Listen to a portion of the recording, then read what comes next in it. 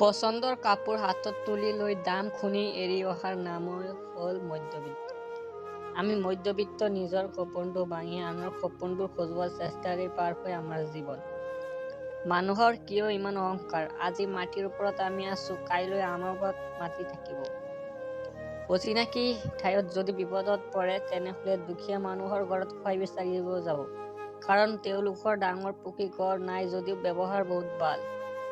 বিশ্বাস হ'ল এনেকুৱা এটা শব্দ যিটো পঢ়িবলৈ 1 ছেকেণ্ড, ভাবিবলৈ 1 মিনিট, বুজিবলৈ এদিন আৰু প্ৰমাণ কৰিবলৈ গোটেই জীৱন লাগি যায়।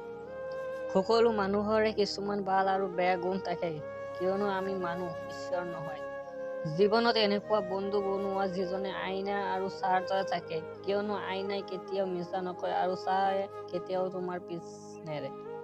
যি পাইছা তাক হেৰুৱাবা, যি হেৰাই গৈছে তাক বিচাৰি হাবুতৰি নাখাবা, আৰু যি পোৱা নাই সেয়া তোমাৰ ভাগ্যতেই নাছিল বুলি ভাবি জীৱনটো আগবাঢ়ি নিয়াজনেহে প্ৰকৃত মানুহ।